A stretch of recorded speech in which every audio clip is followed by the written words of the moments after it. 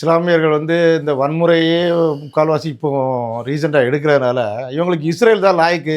எண்ணெய் வளைகுடா நாடுகளில் எண்ணெய் கிடைக்காத வரைக்கும் இவங்க அமைதியாக தான் எல்லாரும் இருந்தாங்க, ஒட்டம் வச்சுட்டு தான் தெரிஞ்சாங்க. எண்ணெய் எடுக்க எடுக்க எடுக்க இவங்ககிட்ட பணப்புழக்கம் அதிகமானதும் வகாபிசம் புகுத்தப்பட்டுச்சு.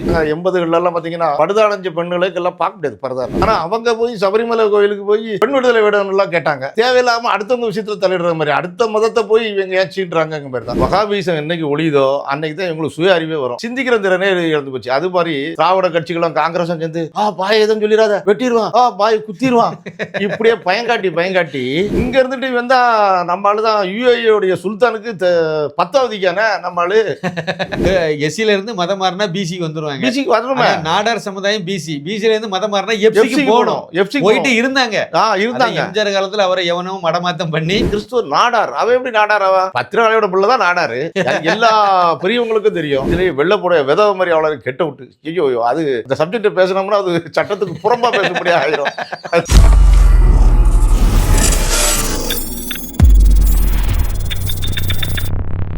வணக்கம் ஐயா. வணக்கம் வணக்கம் வணக்கம். எப்படி இருக்கீங்க? ரொம்ப நாள் ஆச்சு. வணக்கம் வணக்கம். சாமானியன் குரல்கள் ரொம்ப நாளைக்கு பிறகு சந்திக்கிறோம். தேசியவாதிகளோட சந்திப்பு. ஆமா, பல விஷயங்கள் எல்லாம் நம்ம பேசிட்டு இருந்தோம். இப்ப விட்டு போச்சு. பல விடையை நம்ம கண்டினியூ பண்ணோம். அதுக்கு முன்னாடி ஒரு சின்ன கோரிக்கை என்ன அப்படின்னா, சாமானியன் குரல் நேயர்களுக்கு, தேசியவாதிகளுக்கு ஒரு சின்ன வேண்டுகோள். இது நான் எழுதி திரு அண்ணாமலை IPS அவர்களால் வெளியிடப்பட்ட மோடியின் தமிழகம் அப்படிங்கிற புத்தகம். தமிழகத்துக்கு மோடி என்னென்னலாம் பண்ணினார் அப்படிங்கிறத நம்ம இதில் குறிப்பிட்டிருக்கோம். 368 பக்கங்கள் கொண்ட இந்த புத்தகம். தமிழகம் பாண்டிச்சேரியில் இதை வாங்கினா 350 ரூபா, புத்தகத்தினுடைய 50 ரூபா கொரியர் செலவு, மொத்தம் 400. தமிழகம் பாண்டிச்சேரியில் வாங்கினா இது 400 ரூபாய், மற்ற மாநிலங்களுக்கு 450 ரூபாய். இதில் பல்வேறு தகவல்களை தொகுத்திருக்கேன். பல தடவை நான் இதை பற்றி சொல்லியிருக்கேன். இது வரைக்கும் வாங்கினவங்க மற்றவங்களை வாங்க சொல்லுங்கள். கட்டாயம் ஒரு 4-5 பேருக்கு வாங்கி கொடுத்தீங்கன்னா அது புண்ணியமாக போகுங்கிறது என்னுடைய இது. அவசியம் வாங்குங்க. வாங்குறதுக்கு நீங்கள் செய்ய வேண்டியதெல்லாம் ஒன்று தான். உங்களுடைய அட்ரஸை நீங்கள் வாட்ஸ்அப்பில் எனக்கு அனுப்பிவிடுங்க. இதே நான் நம்பர் கொடுக்குறேன், அந்த நம்பருக்கு வாட்ஸ்அப்பில் அனுப்பிவிடுங்க. அப்புறம் பணம் அனுப்பும்போது ஃபோன்பே அப்புறம் ஜிபே மூலமாக அதே நம்பருக்கே நீங்கள் அனுப்பிடலாம். நம்பரை சொல்கிறேன், கொஞ்சம் நோட் பண்ணிவிடுங்க. 9092345641 9092345641. இந்த நம்பருக்கு நீங்கள் வாட்ஸ்அப்புக்கு நீங்கள் அட்ரஸ் அனுப்பிவிடுங்க. பின்கோடை மறக்காமல் போட்டுருங்க. எத்தனை புக்குங்கிறதையும் மென்ஷன் பண்ணி விட்டுருங்க. அதேமாதிரி ஜிபேயில் நீங்கள் பணத்தை அனுப்பிவிடுங்க. புக்கு உங்களுக்கு சேரும். கட்டாயம் நீங்கள் வாங்கி கொடுக்கணும். இது என்னுடைய ஒரு வேண்டுகோள். இப்போ நம்ம நிகழ்ச்சி போவோம். ஐயா, முக்கியமான ஒரு தகவலை நம்ம பேசலாம்னு இருக்கேன். அதாவது பங்களாதேஷ் நம்முடைய அண்டை நாடு. 1947 நம்ம நாட்டை மதத்தின் அடிப்படையில் முகமது அலி ஜின்னாங்கிற அந்த புறம்போக்கு நாய் பிரிச்சுட்டு போயிட்டு, அது காரணமாக இங்கே அன்னைக்கு இருந்த தலைவர்களும் அதை கூறு போட்டுட்டாங்க. அங்கே உள்ள இந்துக்களை அங்கே எடுத்திருக்கணும், இங்கே உள்ள முஸ்லீம்களை அங்கே அனுப்பியிருக்கணும். அதை செய்யாமல் போனதுனால இப்போ என்ன கேடு நிகழ்ந்து போச்சுன்னா, பங்களாதேஷில் இருக்கக்கூடிய பாகிஸ்தானில் இருக்க இந்துக்காரெல்லாம் அடிச்சு கொண்டு நிறைய பேரை மதம் மாற்றி மிச்சம் இருக்க கொண்டு எடுத்து காலி பண்ணிட்டாங்க. இவன் ரொம்ப 1% 1.5% வந்துட்டாங்க. பங்களாதேஷில் ஏதோ கொஞ்சம் மிச்சம் மீதி இருந்தவங்களே அங்கே இப்போ அந்த இன அழிப்பு வேலையை அவங்க செய்துட்டு இருக்காங்க. சமீபத்திய நிகழ்வு அங்கே கடந்த சில நாட்களுக்குள்ளால என்ன நடந்துட்டு இருக்கு அப்படின்னா, அங்கே அங்கே உள்ள ஒரு இஸ்கான் தலைவர், அதாவது இந்து மத தலைவர் நம்ம அவரை எடுத்துக்கிடுவோம், சின்மய் கிருஷ்ண தாஸ், அவரை கைது பண்ணி ஜெயிலில் போட்டிருக்காங்க. அதே மாதிரி இஸ்கான் அமைப்பு தான் அங்கே இந்து அமைப்பில் முக்கியமானதாக இருக்கு. அதனால அந்த இஸ்கான் கோயிலையும் இஸ்கான் அமைப்பு எல்லாத்தையும் தடை பண்ணணும்னு சொல்லி அங்கே உள்ள ஹைகோர்ட்டில் போய் மனு தாக்கல் பண்ணியிருந்தாங்க. மதவாதிகளுக்கு, முஸ்லீம் மதவெறி கும்பல்கள் அதை இன்னைக்கு மத்தியானம் உள்ள நிலவரப்படி அதை பங்களாதேஷ் உள்ள டாக்கா ஹைகோர்ட்டே அதை ரிஜெக்ட் பண்ணிட்டு அந்த இதை தடை பண்ண முடியாது, அந்த மனுவை ஏற்றுக்க மாட்டேன்னு சொல்லிட்டாங்க. அதே சூழ்நிலையில் இன்னும் ஒரு சில விஷயங்கள் என்ன நிகழ்வு நம்ம நாட்டில் என்ன நடந்திருக்கு அப்படின்னா, நம்ம பிரதமர் வெளியுறவுத்துறை அமைச்சர் ஜெய்சங்கரை கூப்பிட்டு இப்போ நம்ம இப்போ இங்கே பேசிட்டு இருக்க நேரத்தில் அங்கே ஒரு முக்கியமான மீட்டிங் அங்கே அவங்க பண்ணிட்டு இருக்காங்க. பாராளுமன்றத்தில் இந்த பங்களாதேஷ் விவகாரத்தை பற்றி, அங்குள்ள இந்துக்கள் இன அழிப்பை பற்றி பேசணும்னு சொல்லிட்டு அங்கே இது பண்ணியிருக்காங்க. இந்த விஷயத்தில் மம்தா பானர்ஜி மத்திய அரசு மோடி அரசுக்கு முழு ஆதரவுன்னு சொல்லி அவங்க சொல்லியிருக்காங்க. இதெல்லாம் இப்போ நடந்துட்டு இருக்கக்கூடிய நிகழ்வுகள். இதுல என்ன அப்படின்னா, வெளிநாடுகள்லாம் முஸ்லிம்களுக்கு பாதுகாப்பு பிரச்சனை, அந்த சிரியாவில் சேவ் சிரியா அது இதெல்லாம் சொல்லி இங்க இருக்கக்கூடிய திமுக காரங்க அப்புறம் காங்கிரஸ் இந்த கும்பல் எல்லாம் கத்திட்டு நடந்துச்சு. பக்கத்து நாடு நம்ம சகோதரர்கள் இன்னும் சொல்ல போனா அங்க அடிபட்டு செத்துட்டு இருக்காங்க, ஒரு வாயை திறக்கல. இதை பத்தி நீங்க என்ன நினைக்கிறீங்க? அதுல இருந்து நம்ம ஆரம்பிப்போம். இல்லை, இஸ்லாமியர்கள் இந்த வன்முறையே முக்கால்வாசி இப்போ ரீசெண்டாக எடுக்கிறதுனால இவங்களுக்கு இஸ்ரேல் தான் லாய்க்கு அப்படின்னு நினைக்கிற அளவுக்கு எல்லா பொதுமக்களுக்கும் சாதாரணமாக தோண ஆரம்பிச்சிடும். பேசிக்காக அவங்கெல்லாம் குர்ஆன் படிச்சுட்டு போய் அல்லாவை ஏற்றுக்கிட்டவங்கெல்லாம் 1% கூட இருக்க மாட்டாங்க. அந்த காலத்தில் முகலாயர் படையெடுப்பில் இவங்க பயந்து போய் போனவங்க தான் எல்லாருமே. அதனால் அவங்க தளபதியாக இருந்துட்டு உனக்கு ஒரு சாம்ராஜ்யம் தரங்க மாதிரி ஒரு எல்லையை கொடுக்கும்போது ரொம்ப ஏழபாலப்பட்டது தான் அவங்களுக்கு போனாங்களே ஒழிய. இவங்க 1980 வரைக்கும் இந்த அங்கே எண்ணெய் வளைகுடா நாடுகளில் எண்ணெய் கிடைக்காத வரைக்கும் இவங்க அமைதியாக தான் எல்லாரும் இருந்தாங்க. ஒட்டகம் வச்சுட்டு தான் தெரிஞ்சாங்க. எது அந்த ஒரு ஒரு அப்பமெல்லாம் ஒன்றும் தோணலை. இந்த எண்ணெயை எடுக்க எடுக்க எடுக்க இவங்ககிட்ட பணப்புழக்கம் அதிகமானதும் வகாபீசம் வந்து இவங்ககிட்ட புகுத்தப்பட்டுச்சு. வகாபீசம் வந்து கிட்டத்தட்ட வன்முறை தோன்ற மாதிரி நிறைய ஹதீஸு அது இதுன்ட்டு எல்லாரையும் சொல்ல வச்சு ஃபஸ்ட்டு நாங்கள் 80களெல்லாம் பார்த்தீங்கன்னா படுதாடைஞ்ச பெண்களுக்கு எல்லாம் பார்க்க முடியாது பரதாலாம். யாரும் எங்கள் நான் வளர்ந்ததே 8 வயசுலேருந்து 25 வயசு வரைக்கும் ஒரு முஸ்லீம் தெருவில் தான் வளர்ந்தேன். எல்லாரும் இஸ்லாமிய நண்பர்கள் தான். அப்போ அவங்க அக்காவோ அவங்க அம்மாவோ யாருமே அவன் தங்கச்சோ பரதா போட்டு நான் பார்த்ததே இல்லை. ஆனால் இன்றைக்கி அந்த தெருவுக்குள்ளே போனாலே யார் எங்கே நிற்காங்கன்னே தெரியல, எல்லாம் கருப்பாக இருக்குது. சரி, அப்போ நம்ம அவங்க குரலை வச்சா கண்டுபிடிக்கலான்னா தான் அப்படிங்கிற மாதிரி கூட என்ன அத்தா நல்லா இருக்கலான்னு கேட்குறாங்க. எந்த அத்தா யார் சொல்கிறாங்கன்னே கண்டுபிடிக்க முடியாது, பேச முடியாது இருக்குது. இது தேவையற்றது அப்படின்னு நினைக்கிறோம். ஆனால் அவங்க போய் சபரிமலை கோயிலுக்கு போய் பெண் விடுதலை வேணும்லாம் கேட்டாங்க. தேவையில்லாமல் அடுத்தவங்க விஷயத்தில் தலையிடுற மாதிரி அடுத்த மதத்தை போய் இவங்க ஏன் சீட்டுறாங்கங்க மாதிரி தான். இப்போ இஸ்கான் என்ன ஹரே தான் ஹரே கிருஷ்ணா. அவங்க என்ன உணவு தானே கொடுத்துக்கிட்டு இருந்தாங்க. அவங்கள போய் இவங்க இவ்வளோ டார்ச்சர் பண்ணுறது வந்து இஸ்லாம் வந்து சில சமயங்களில் நிறைய பேரை வெறுக்க வச்சிடும். இதேமாதிரி இருந்தால் மிதம் பிற மதத்தினவர்களுக்கு அது இஸ்ரேல் தான் லாய்க்கு அப்படின்னு சொல்கிற அளவுக்கு தான் கொண்டு போய் விட்டுருது. இஸ்லாமிய சகோதரர்கள் நல்லவங்களாக இருந்தால் கூட இதனால் கெட்ட பேர் தான் வாங்கிக்கிறாங்க. முன்னால் ஒரு பாயின்னா அவரை மரியாதையாக பார்ப்போம். இன்றைக்கும் அந்த அந்த பழைய பாய்கள்லாம் இன்றைக்கி இல்லை. அந்த பாயோடைய பையன் இருக்கவரே நம்மளை வணக்கம் சச்சா அப்படின்னு பேசினா கூட என்னடா அப்படின்ட்டு நம்மளை அறியாமலே ஏதோ ஒரு வார்த்தையை விட்டுற முடியாது இருக்குது. ஏன்னா இந்த சமுதாயமே அவளை கெட்டு குட்டிச்சவராக கிடக்க அப்படின்ட்டு தான். இந்த வகாபீசம் என்றைக்கு ஒழியுதோ அன்றைக்கி தான் எங்களுக்கு சுய அறிவே வரும். சிந்திக்கிற திறனே இழந்து போச்சு. அது மாதிரி திராவிட கட்சிகளும் காங்கிரஸும் சேர்ந்து பாய் எதுவும் சொல்லிடாத வெட்டிடுவான், பாய் குத்திடுவான், இப்படியே பயங்காட்டி அப்போ நம்ம ரவுடி தானோ அப்படின்ட்டு அவன் ரவுடியும் கிடையாது ஒன்றும் கிடையாது, அவன் உண்மையிலே நல்லவன். அவனை போய் ரவுடி ஆக்கி வச்சுக்கிட்டு அவனுக்கு இப்படி செஞ்சால் தான் நம்ம பாயோங்கிற அளவுக்கு ஆக்கிட்டாங்க. இல்லை, இதில் எனக்கு ஒரு சின்ன இது உண்டு. நீங்கள் சொன்ன மாதிரியே அந்த சின்ன வயசு நம்மளும் படிக்கும் போதெல்லாம் வந்து அந்த மாதிரியெல்லாம் இல்லை. குறிப்பாக வந்து ஹலால்ங்கிறதே நம்ம கேள்விப்பட்டதே இல்லை. நம்ம சின்ன வயசில் இருக்கும்போது எங்கேயுமே ஹலால்ங்கிற போர்டோ அதோ இதோ ஒன்றுமே இல்லை. இப்போ பாருங்க கேரளாவிலலாம் வந்து இதை பற்றி டிபேட் பண்ணும்போது ஹலால்ங்கிற இது உலகம் வந்து யூதர்களுக்கு சொந்தமானதுங்க. உண்மையில் அது யூதர்களுக்கு சொன்ன மாதிரி அந்த இது அறுத்ததும் அந்த ரத்தத்தை குடிக்கணும்னுலாம் அவங்களோட இதில் இருக்கும். இவங்க அதை திருடிட்டு வந்துட்டு இப்போ அதை எடுத்துக்கிட்டு நாங்கள் ஹலால்னு போட்டு இதை வச்சு ஒரு பொருளாதாரத்தை சேர்க்குறாங்க. அந்த பொருளாதாரம் சேர்க்கறது நல்ல விஷயத்துக்காக தான் பரவாயில்ல, இவங்க கெட்ட விஷயங்கள் தான் செய்வாங்கன்னு எல்லாத்தையும் நம்பிக்கை வந்துருச்சு இன்னைக்கு. அதனால் பார்த்தீங்கன்னா அந்த முஸ்லீம்களுடைய வியாபாரத்தில் வந்து நமக்கே கொஞ்சம் தயக்கம் வருது. இவங்க என்ன பேஸ்டாக பண்ணுறாங்க, இவங்களுக்கு ஒரு அதுக்கு நம்ம கூட ₹1 கொடுத்தா கூட இந்துக்காரன்ட்ட பேர்லாமோ அப்படிங்கிற ஒரு எண்ணத்தை இவங்க செயல்கள் தான் உருவாக்குது. நம்மளா அப்படி நினைக்கக்கூடிய ஆட்கள் கிடையாது. சாதாரணமாக நம்ம இந்துன்னு தான் சொல்லிக்கிட்டு இருந்தோம், நம்ம சனாதனவாதிகள். ஸோ இப்போ பாருங்கள், அவங்க நடந்துக்கிறது தான் யாருக்குமே மதிப்பு மரியாதையும் வந்து அவங்க நடந்துக்கிறது தான் இருக்குங்கிறதுல இப்போ ரீசெண்டான அவங்களுடைய நடவடிக்கைகள் கடந்த ஒரு 20 வருடங்களாக அவங்களுடைய நடவடிக்கைகள் துப்புரவாக தெரிகிறது. வகாபீசம் இன்றைக்கி புறவிச்சோ ஏன் ஒரே ஒரு எடுத்துக்கிட்டு சொல்கிறேன், சமூக நீதியில் உள்ளதில் பார்த்தீங்கன்னா இன்றைக்கி 1000 லைட்ஸில் ஒரு மசூதி இருக்குது. அந்த மசூதிக்குள்ள நம்ம சாதா முஸ்லீமு போய் தொழுதுட்டு வந்துட்டு வைப்போம். அவங்கள்ட்ட அது கிடையாது. அது சியா பிரிவோ ஏதோ சன்னி பிரிவோ நமக்கு அவங்களுடைய பிரிவுகளும் தெரியலை. ஆனால் அவங்க வந்துட்டு வரதுக்கு உள்ள தொழுதுக்கு அலோவ் பண்ண மாட்டாங்க. இதில் இன்னொரு கருது இருக்குல்ல, அப்பாவி முஸ்லீம்கள் நிறைய பேர் நல்லவங்க இருக்காங்க. அப்துல் கலாம் மாதிரி இன்னமும் வாழ்ந்துட்டு இருக்காங்க, நிறைய பேர் இருக்காங்க. ஆண்களும் பெண்களும் எல்லாம் நம்ம நாட்டை நேசிக்கிறவன் ஆனால் அவங்க பூர்வீகத்தில் நம்ம எல்லாம் ஒன்று தாங்கிற மாதிரி மனப்பான்மையில் இருக்காங்க. அந்த மதவெறி கும்பல்கள் சில இது ஜவாஹர் இல்லைன்னா இந்த யாகூப் இந்த மாதிரி பட்ட ஆட்கள், இந்த கோவையில் குண்டு வச்ச அந்த அல்வுமா பாஷா, இவங்களால கிளப்பி விடப்பட்ட இவங்களால ஈர்க்கப்பட்ட இந்த வெளிநாட்டு மத வெறி கும்பல் இந்த பயங்கரவாத கும்பலோட தொடர்புல இருக்கக்கூடியவங்க தானே இந்த மாதிரி நாசம். இல்லைங்க, வகாபீசம் வந்து ஃபர்ஸ்ட் முன்னால் பார்த்தீங்கன்னா வெள்ளிக்கிழமை மட்டும் பாய் வந்து மஸ்ட் அந்த தொழுகிறதுக்கு போவாங்க அப்படின்னு நான் பார்த்துருக்கேன். எங்கள் தெரு தானே மசூதியும், எங்கள் வீட்டில் வந்து 3வது தெரு தானே மசூதி. ஸோ பார்த்தீங்கன்னா வெள்ளிக்கிழமை மட்டும் எனக்கு கொஞ்சம் க்ரௌடியாக இருக்கும். மீதி நேரம் பார்த்தீங்கன்னா அங்கே தொழுகிறதே அந்த தெருவில் மொத்தம் 200 பேர், 200 குடும்பம் 400 குடும்பம் இருந்தாலும் மீதி எல்லா நேரமும் பாங்கு சொல்லுவோம். மிஞ்சி போனால் 5 பேர் 8 பேர் 10 பேரை தவிர மீதி யாரும் தொழ வரமாட்டாங்க. இன்றைக்கி பார்த்தீங்கன்னா காலையிலே அவ்வளோ க்ரௌட் ஆகுது, மத்தியானமும் க்ரௌட் ஆகுது, சாயங்காலமும் க்ரௌட் ஆகுதுன்னா அப்போ என்ன அர்த்தம்? உனக்கு மதத்தை சோறாவது 3 வேளை தான் சாப்பிடுவோம் நம்ம உணவை. அவங்க என்ன செஞ்சிடுறாங்க, இதையே உணவு மாதிரி எடுத்துக்கிட்டா அப்புறம் அந்த ஒரு இதுதான் வரும். ரைட்டு, ஓகே, அது அமைதியான வழியில் இருந்தால் பரவாயில்ல. நீங்கள் இந்த ஹராமு இன்னும் வேற ஒரு சில விஷயங்கள்லாம் இருக்குது. இந்த சிற்கு இங்கே இருந்துட்டு வந்தால் நம்ம ஆளு தான் யுஏஇயோடைய சுல்தானுக்கு 10வதுக்கானே நம்ம ஆளு. ஏங்க சவுதி அரேபியாக்காரன் தான் அங்கே தான் முகலாயமே வந்துச்சு. இங்கே உள்ள முஸ்லீம் அங்கே வந்து பார்க்கெலாம் அலோவ் பண்ணிட்டாங்களாம், கேபரேட் டான்ஸ் தான். உடனே அங்கே உள்ள சுல்தானுக்கு இவனுங்க 10 விரிச்சாச்சு. கொஞ்சம் முஸ்லீமாவே அவன் மதிக்கமாட்டான், இவனுக்கு உட்காந்துட்டு அவனுக்கு 10 அதிகாரிகளா. காமெடியாக தான் இருந்துச்சு. ஆனால் பாவிங்களா வருது. சரி, அடுத்து ஒரு சின்ன செய்தி, அந்த செய்தியும் கொஞ்சம் நம்ம அலசுவோம்.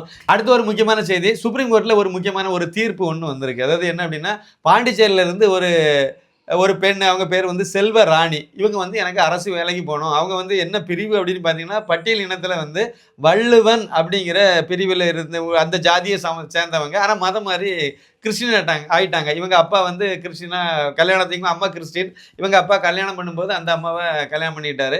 அதில் வந்து அவரும் ஞானஸ்தானம் எடுத்து கிறிஸ்டின் ஆகிட்டாரு. அவங்களுக்கு பிறந்தவங்க தான் இந்த செல்வராணி. இப்போ செல்வராணி என்ன கேட்குறாங்கன்னா, எனக்கு வந்து எஸ்சி கோட்டாவில் எனக்கு வேலை வேணும், அதனால் எனக்கு சான்றிதழ் இந்து ஆதி திராவிடர்னு தாங்க அப்படி சொல்லி அவங்க கேட்குறாங்க. இதை கேட்ட உடனே அங்கே வந்து பாண்டிச்சேரியில் கொடுக்கல. உடனே அவங்க இதுக்கு தரணும், அதுக்கு உத்தரவிடணும்னு சொல்லி சென்னை ஹைகோர்ட்டை அணுகிறாங்க. சென்னை ஹைகோர்ட்டு அதெல்லாம் முடியாது, கொடுக்க முடியாதுன்னு சொல்லி அவங்க வந்து என்ன பண்ணிட்டாங்க, அங்கேருந்து அனுப்பி விட்டாங்க. உடனே இவங்க அதை ரிஜெக்ட் பண்ணிட்டாங்க, மனுவை தள்ளுபடி பண்ணிட்டாங்க. உடனே சுப்ரீம் கோர்ட்டில் போய் மனு போட்டாங்க. சுப்ரீம் கோர்ட்டில் வந்து அது விசாரணை நடந்து அதில் வந்து அதை பங்கஜ் மிட்டல் அப்புறம் ஆர் மகாதேவன் 2 பேரும் அடங்கிய அமர்வு வந்து இந்த வழக்கை வந்து விசாரணைக்கு எடுத்து விசாரித்து நேற்றுக்கு வந்து அதுக்கு தீர்ப்பு சொல்லியிருக்காங்க. அதுக்கு தீர்ப்பு வந்து மகாதேவன் நீதியரசர் வந்து சொல்லியிருக்காரு. சொன்ன அந்த தீர்ப்பில் என்ன சொல்லிட்டாருன்னா, இது வந்து மிகப்பெரிய மோசடி. இது வந்து நீங்கள் வந்து வேலைக்காக நீங்கள் வந்து கிறிஸ்தவ முறைப்படி வாழ்றீங்க, கிறிஸ்தவ முறைப்படி ஞானஸ்தானம் எடுத்து எல்லாம் வாழ்ந்துட்டு இருக்கீங்க. மறுபடி தாய்மதம் திரும்பிட்டீங்கன்னா திருந்திட்டீங்க. அதாவது தாய்மதம் திரும்பி வந்துட்டீங்க அப்படின்னா நீங்கள் வந்து இந்துங்கிறத கேட்கறதுல உங்களுக்கு நியாயம் இருக்குது, உரிமை இருக்குது. ஆனால் நீங்கள் கிறிஸ்தவ முறைப்படி இன்றைக்கும் சர்ச்சுக்கு போய்ட்டுறீங்க, எல்லாம் பண்ணுறீங்க. நீங்கள் இந்து மதத்துக்கு திரும்பினதுக்கு எந்த ஆவணமும் தாக்கல் பண்ணலை. நீங்கள் வந்து இந்துவாக மறுபடியும் வந்துட்டு உங்கள் குடும்பத்தில் எல்லாரும் வந்துட்டேன்னு சொல்கிறதுக்கு எந்த ஆவணமும் இல்லை. ஆனால் வாயினால நீங்கள் வந்து நான் வந்து இந்துவாக தான் நாங்கள் வாழ்கிறோங்கிற மாதிரி சொல்கிறீங்க. இது ஏமாற்று வேலை, மோசடி. அதனால் இந்த மாதிரிப்பட்டதெல்லாம் என்கரேஜ் பண்ண முடியாதுன்னு சொல்லிட்டு அதை வந்து அவங்களுக்கு வந்து அந்த மனுவை ரிஜெக்ட் பண்ணி ஒரு பெரிய வரலாற்று சிறப்புமிக்க தீர்ப்பை சுப்ரீம் கோர்ட்டு நேற்று சொல்லியிருக்கு. இதை சொல்லுங்கள். இது வழக்கு தொடுக்கிறதுக்கு தைரியமே எங்கேருந்து வந்துச்சுன்னா திராவிடத்திட்ட இருந்து தான். ஏன் சொல்கிறேன்னா, நான் வந்து 4th 5th படிக்கும் போதெல்லாம் எங்கள் மாமா தாய் மாமா கிறிஸ்டின் ஆகிட்டார், ஆக்கிவிட்டாங்க. அது வேலையை கொடுத்து உடனே மாற்றிவிட்டாங்க. அவர் எஃப்சி, நான் பிசி. அப்போது வந்து அவங்க ஃபார்வர்டு காஸ்ட்டில் இருந்துக்கிட்டு கோட்டாவில் இருந்தவங்க. இந்த எம்ஜிஆர் காலத்தில் என்ன பண்ணாங்கன்னா, பிசி எஃப்சி அவங்களுக்கு வந்து இந்த இஸ்லாமியர்களுக்கு 3%, கிறிஸ்தவர்களுக்கு 3% ஏதோ ஒன்று கொடுத்தாங்க. அதில் முதலாக அந்த உள்ள பிசப்பு வந்து நம்ம சாதி பேரும்டான்னு சொல்லிட்டு ஓடி போய் உட்காந்துருந்து அது வேண்டவே வேண்டாம்னு சொல்லிட்டு வந்துட்டு கிறிஸ்துவ நாடார் என்னைக்கு சர்டிஃபிகேட் கொடுக்க ஆரம்பிச்சானுங்களோ அப்போ தான் இது விளங்காமல் போச்சு. இப்போ எஸ்சி, அதாவது எஸ்சில இருந்து மதம் மாறினா பிசிக்கு வந்துருவாங்க. பிசிக்கு வரணுமா? நாடார் சமுதாயம் பிசில இருந்து மதம் மாறினா எஃப்சிக்கு போகணும். எஃப்சி போயிட்டு இருந்தாங்க. எம்ஜிஆர் காலத்தில் அவரை எவனும் மடமாத்தம் பண்ணி அது ஒரு ஜீவோ. அதுக்கு அடுத்து 110 விதியின் கீழே கொண்டாடுறது, இந்த மாதிரி கொடுத்து இப்படி கொழுக்கம்ப கொடுத்து காட்டி இப்போவே இங்கே அம்பேத்கர் சட்டப்படியே இவனுக்கு சர்டிஃபிகேட் இஷ்யூ பண்ணுறது கிடையாது.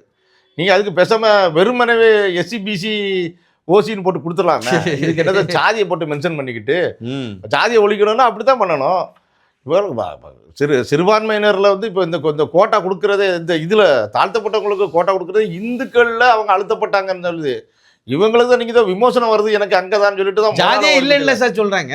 முதல்ல ஓடிப்பேட்டியில் அங்கே இல்லை, கிறிஸ்தவ மதத்தில் ஜாதி கிடையாது, முஸ்லீம் மதத்தில் ஜாதி கிடையாதுன்னு சொல்லி தான் அங்கே போகிறீங்க. அப்புறம் அங்கே போன பிறகு நாங்கள் ஜாதி எங்களை நசிக்கிட்டாங்க பிசிக்கிட்டாங்கன்னு சொன்னால் அது அசிங்கமாக இல்லையா? எங்க அப்படிலாம் பார்த்தா அன்றைக்கி மங்கோலியா ஒன்று தான் நிம்மதியாக இருக்கும் எங்கள் நாட்டில். ஏன்னா அவன் வந்து ஒன்லி பௌத்தம் தான் கடைபிடிச்சிக்கிட்டு இருக்கா. அங்கே இந்த முஸ்லீமும் கிடையாது, கிறிஸ்டின் இவனோட குழப்பம் அடிக்கிறதுக்கு உள்ள கோஷ்டியோடே கிடையாது. இப்போ இங்கே பார்த்தீங்கன்னாலும் சீனாவில் பார்த்தீங்கன்னாலும் உய்கூரெல்லாம் பிரச்சனை இருந்துக்கிட்டு இருக்கோம். இவங்க வந்து ஒரு இந்த கோல்மால் பண்ணி டோட்டலாக இந்த திராவிடம் காங்கிரஸ் இவங்கெல்லாம் சேர்ந்து இந்த மாதிரி சர்டிஃபிகேட்லாம் இஷ்யூ பண்ணி இப்போ நமக்கே கிறிஸ்துவ நாடார். அவன் எப்படி நாடார்? அவன் பத்திரகாளியோட பிள்ளை தான் நாடார். எல்லா பெரியவங்களுக்கும் தெரியும். அந்த அலங்காரம் பண்ணி கல்யாணம் பண்ணுறது தான் நாடார். இவன் என்னத்தை ஒரு உயிரை குடிச்சு அனந்தர சொக்காரனே ஒரு இது உண்டு. ஆடா நீங்க வேற மூலி மாதிரி ஆக்கி வச்சுக்கிட்டு இருக்காங்க. ஊர் ஃபுல்லா இருக்கிறவங்க ஒரு லட்சுமி கிராம இருந்தாங்க ஒரு பெண்கள்லாம், அவங்களெல்லாம் ஃபுல்லாக மூலி மாதிரி ஆக்கி இதுலேயே வெள்ளைப்புடைய விதவை மாதிரி அவ்வளோ கெட்ட விட்டு. ஐயோ அது அந்த சப்ஜெக்டை பேசினோம்னா அது சட்டத்துக்கு புறம்பா பேசப்படியாக ஆகிடும். அது தேவையற்ற சர்ச்சைகளை உண்டாக்கும். சரி போட்டு. ஆனால் இதில் எனக்கு இன்னொரு கருத்து இருக்குது. திருமாவளவன் அவர்கள் வந்து ஒரு சில ஆண்டுகளுக்கு முன்னாடி ஒரு 5000 பேருக்கு தமிழில் பேர் வச்சார். தமிழ் பேர் வைக்க போறேன்னு சொல்லி ஒரு 5000 பேருக்கு தமிழ்ல பேர் வைக்கணும் சொல்லி அவங்க அப்பாவுக்கும் சேர்த்து தான் பேர் வச்சார். சரி வச்சு இவருக்கு பேர்ல வந்து அதுக்கு முன்னாடி இள திருமாவளவன், அப்புறம் தொல் திருமாவளவன் ஆயிட்டாரு. அவங்க அப்பா பேர் ராமசாமி, அவரை தொல்காப்பியன் மாத்தினாரு. இதை மாற்றும் போது ஒரு 5000 பேருக்கு பேர் மாத்தினதுக்கு உண்மையான காரணம் என்னன்னா, அதுக்கு முன்னாடி பட்டியல் இனத்துல இருந்தவன் மதம் மாறினவன் எல்லாம் ஒரிஜினலா கிறிஸ்டின் பேரை வச்சுவிட்டான். ஜான்சன், சேவியர், அது இதுன்னு எல்லாம் வச்சுவிட்டான். இவங்க போய் நான் இந்து ஆதி திராவிடர்னு சான்றிதழ் கொடுன்னா வில்லேஜ் ஆஃபீஸர் தூக்கி மூஞ்சில வீசிவிட்டான். இந்த பிரச்சனையை சரி பண்றதுக்கு அவ்வளவு பேரும் கெசட்ல வந்து அன்பழகன், அறிவழகன், மதியழகன், புண்ணாக்கு மாடன்னு எல்லாம் மாத்தி அழகா பேரை மாத்தி இப்ப அவன் இந்துவா மாறிட்டான். சர்டிஃபிகேட் படி வாங்க போகும்போது அங்கே பஞ்சாயத்தே கிடையாது. இந்துன்னு சொன்னா அவன் பேர் இந்துவா தான் இருப்பான் அப்படின்னு சொல்லி அதுக்காக வேண்டி பண்ண ஒரு பெரிய மோசடி. திருமாவளவன் இல்லை, இயேசுவே பொய் சொல்லி தான் ஒரு சொல்லியிருப்பாரு நினைக்கிறேன். அப்படியே தான் இருக்கலாம். பொய் சொன்னா தான் அது கரெக்டுன்னு சொல்லியிருக்கு. அவர் திருமாவளவனை வந்து அந்த வன்னியர் ஜாதி இங்கே ஜாதிக்காரங்க தவிர்த்து மீதி எல்லா ஜாதியினரும் அதை காமெடி பீஸாக தான் பார்ப்பாங்க. ஏன் அவங்களும் காமெடியா தான் பாக்குறாங்க. பண்றதும் காமெடியா தான் இருக்கும். பண்றதெல்லாம் அப்படி காமெடி. மதுவிலக்கு மாநாடு வச்சாரு அன்னைக்கு பாத்தீங்கன்னா எதுல எவ்வளவு மிக்சிங் போடணும், இதுல எவ்வளவு தண்ணி சேர்க்கணுங்கிறது கூட சொன்னாரு. ஒன்னே அன்னைக்கு சைடிஷ் இதுக்கு பீருக்குன்னா பொரியல்ல வச்சு சாப்பிடணும், இதுக்குன்னா வேர்க்கல்ல வச்சு சாப்பிடணும்னு எந்த சொல்லாம விட்டாரு. சிக்கன் 65 வச்சு சாப்பிடணும். அவர்களெல்லாம் பேசுறாலாம் நம்ம ஒரு காமெடியா ஒரு சிரிப்பு வரணும்னா அவருடைய வீடியோஸை போட்டா இருக்கும், நல்லா இருக்கும். அப்பப்போ ஏதாவது ஒன்று இது பண்ணுவாரு. ஒரு முருகன் மாநாடுக்கு என்னமோ ஒன்று சொல்லிட்டு இருந்தாரு. இப்ப பாத்தீங்கன்னா முருகன் கோயில்ல போய் நிற்கிறாரு. இது எல்லாரும் அரசியல்வாதிகளாம் வருவாங்க.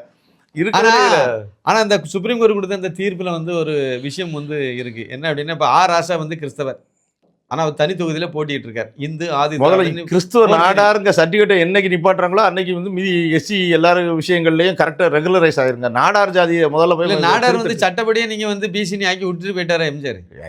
அது எப்படி ஆக்க முடியும்? கிறிஸ்துவர்னா மதம் மாறிட்டீங்க போட்டு இப்ப பண்ணி அதே போர்ஜரி தானே. அதே நடைமுறையில படி அம்பேத்கர் சட்டம் என்ன சொல்லுது?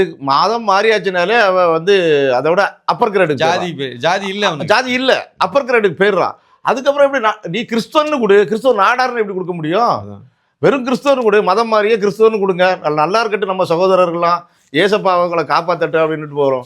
அப்படிலாம் இருந்ததுனாலதான் இப்ப இன்னைக்கு இசைவாணி வந்து பேச முடியும் ஆயிடுச்சு இல்ல?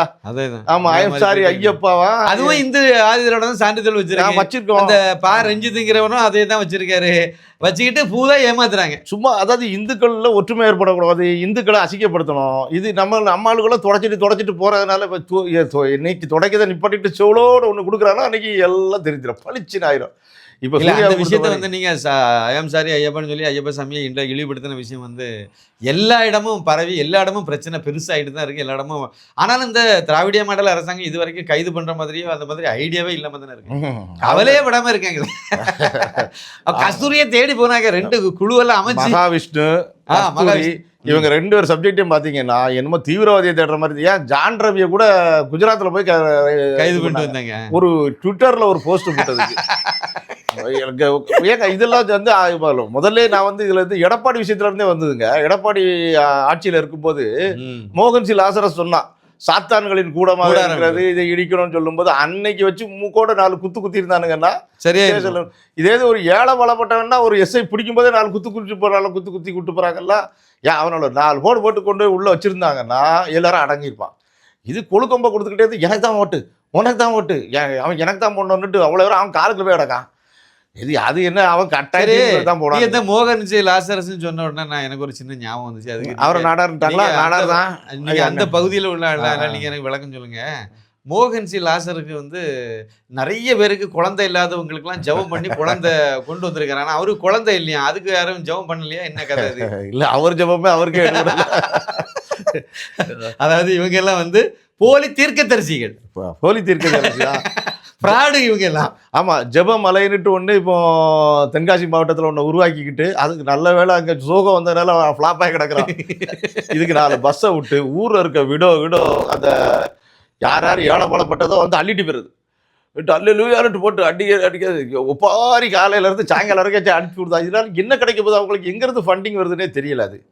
அது ஃபாரின் ஃபண்டு தான் வந்துக்கிட்டு இருந்தது. அந்த என்ஜிஓ கட் பண்ணால் சரியா போச்சு. சரி, அடுத்ததாக ஒரு சின்ன தகவல், அந்த தகவலையும் நம்ம பேசிடலாம்னு நினைக்கிறேன்.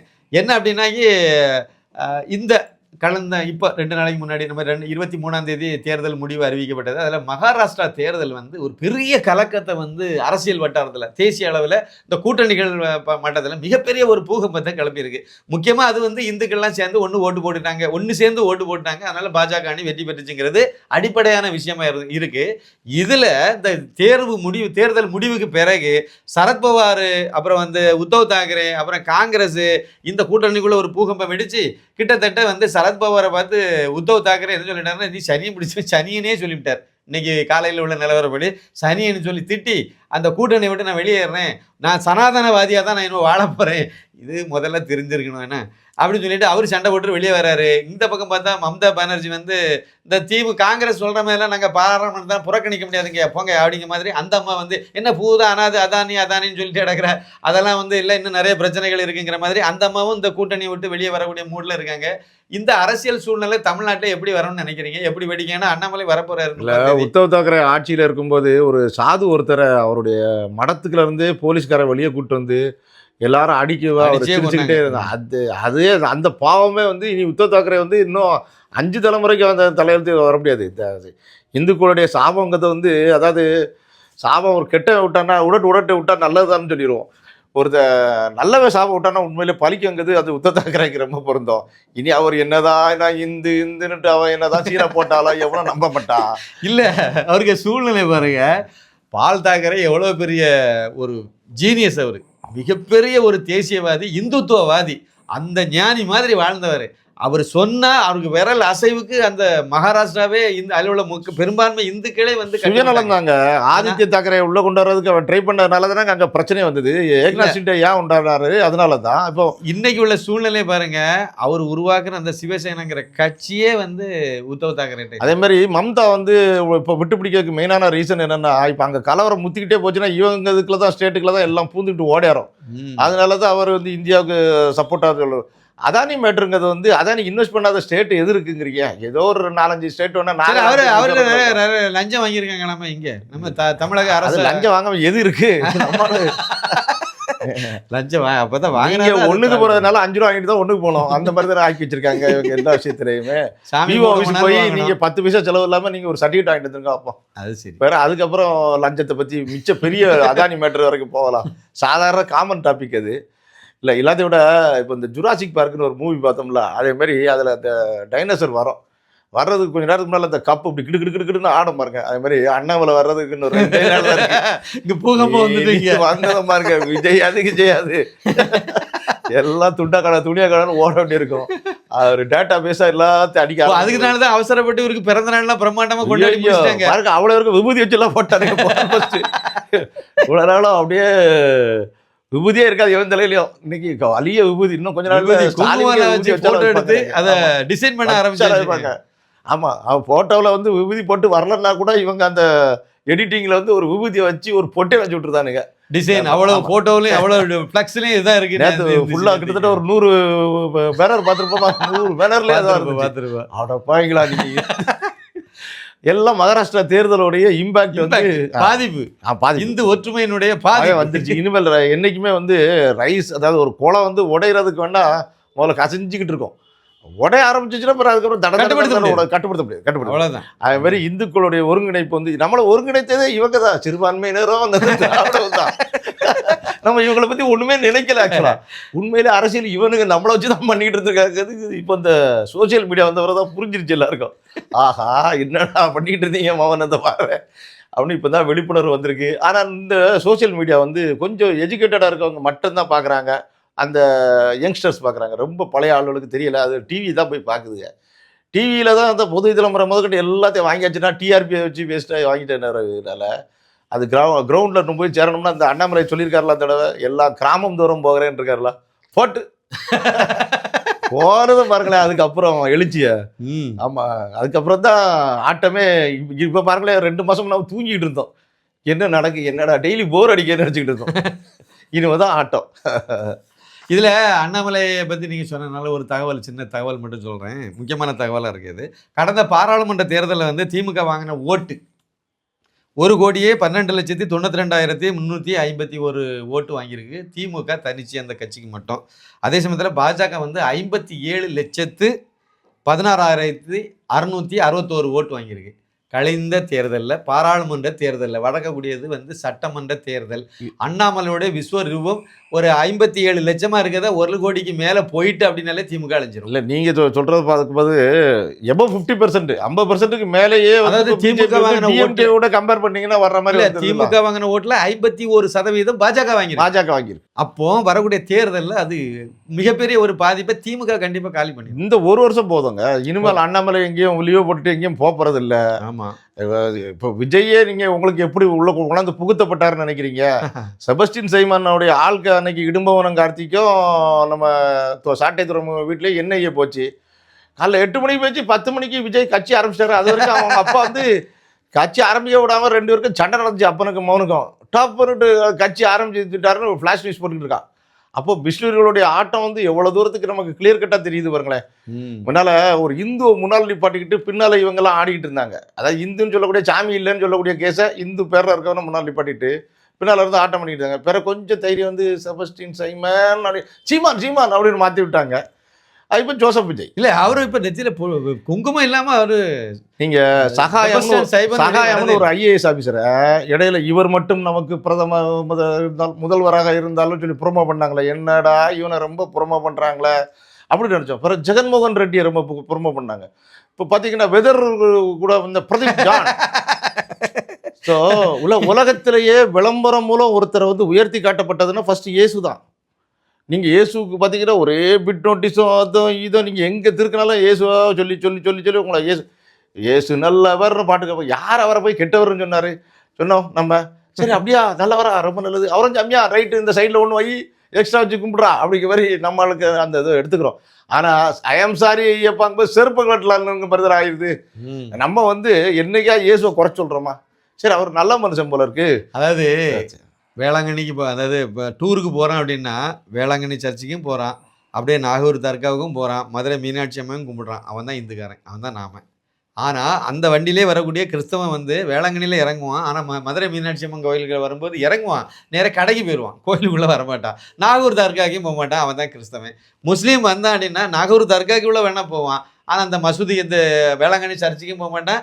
அதே மாதிரி வந்து மதுரை மீனாட்சி அம்மன் கோயிலுக்கும் போக மாட்டான். ரொம்ப வேண்டாங்க ஐயா, ஒரே ஒரு பாயிண்ட்லேயே முடிஞ்சு போயிடும். ஏதாவது இந்துக்காரன் வந்து இந்த இந்து கிறிஸ்டின் முஸ்லீம் 3 மத சம்மந்தப்பட்ட ஃபோட்டோ வச்சு ஒருத்தன் சாமி கும்பிட்றான், மாலை போட்டு அவன் வந்து அலுவலகத்தில் வச்சிருக்கானா இந்துக்காரன் மட்டும் தான் வச்சிருக்கான். ஏதாவது ஒரு கிறிஸ்டின் இல்லைங்க வந்து 15-20 வருஷத்துக்கு முன்னால எல்லாருமே வந்துக்கிட்டு தான் போயிட்டு தான் இருந்தாங்க. இந்த வகாபீசம் இங்கே புகுந்துச்சு. இங்கே அதே மாதிரி ஒரு மாதிரி இது வந்து நம்ம கொடுத்த படையலை சாப்பிட மாட்டோம்னு சொல்லி ஒரு ரிஜெக்ஷன் கூட இல்ல. இது நான் சின்ன வயசுல இருக்கும்போதே இதை தான் சொல்லுவோம், சாத்தானுக்கு படைச்சதை நாங்கள் சாப்பிட. நீங்க உங்க கன்னியாகுமரி மாவட்டத்தில் ஏற்கனவே கிறிஸ்டின்ஸ் டாமினேட் பண்ண ஆரம்பிச்சிட்டாங்க. ஸோ உங்களுக்கு இம்பாக்ட் தெரிஞ்சிருக்கு. எங்களுக்கு கொஞ்சம் கொஞ்சமாக 2% இருந்து போன ஒரு 8% வந்திருப்பாங்க, அல்ல 10% வந்திருப்பாங்க. 10% வரமுன்னே அழுத்த ஆரம்பிச்சிட்டாங்க இவங்க மட்டும். இன்னொன்னு நீங்க பாருங்க, மதசார்பற்றவன்னு சொல்றது இல்ல, மதசார்பற்ற இந்து இருக்கான். எவனாவது மதசார்பற்ற கிறிஸ்தவனை பார்த்திருக்கீங்களா? எவனாவது மதசார்பற்ற முஸ்லீமை பார்த்திருக்கீங்களா?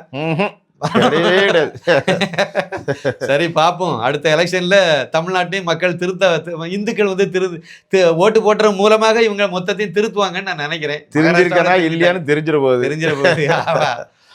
சரி, இவ்வளவு நேரம் நீங்க உங்களுடைய பொன்னான நேரத்தை ஒதுக்கி நேயர்கள்ட்ட தேசியவாதிகள்கிட்ட உரையாடினீங்க. மிக்க நன்றி. நன்றி, வணக்கம். நன்றி, வணக்கம்.